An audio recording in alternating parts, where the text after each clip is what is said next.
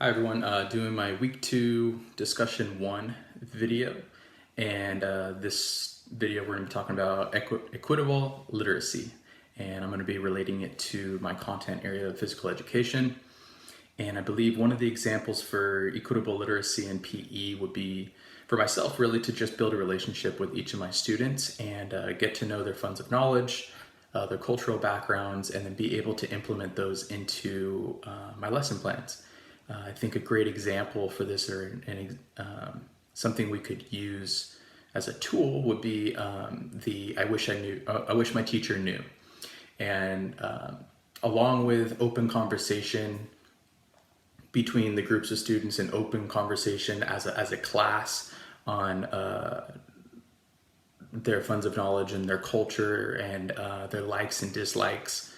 that they could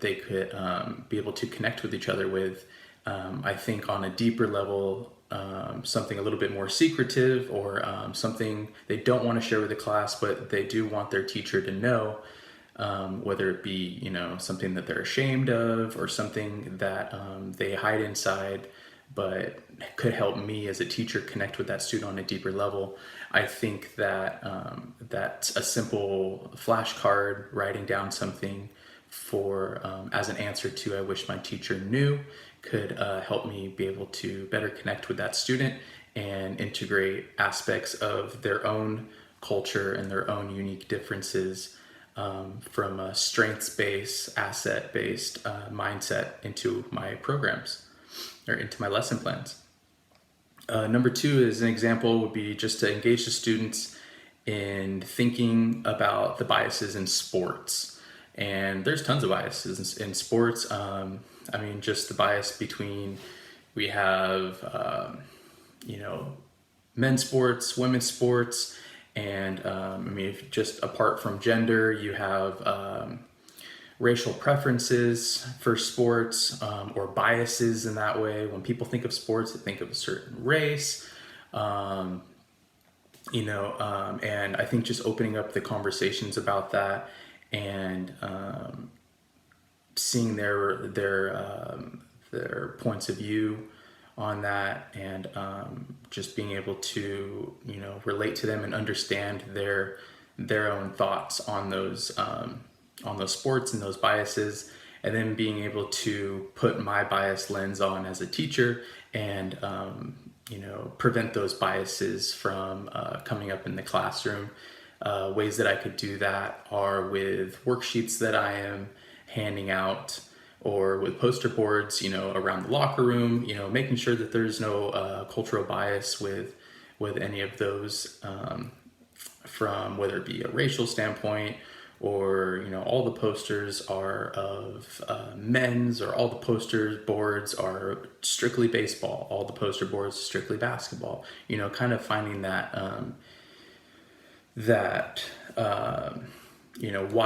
wide range of biases, so that everybody's culture is feeling relevant in our classroom. So lastly, just making sure that the visual aids in the classroom are meeting ELA standards. So I think that when we are introducing a new topic that requires reading, making sure that there are visual aids in there as well for the students that have a more difficult time reading. When we're going over rules of sports, I think it'd be really cool to be able to not only understand the rule as it's written on paper, but let's watch a video of this rule playing out in the sport.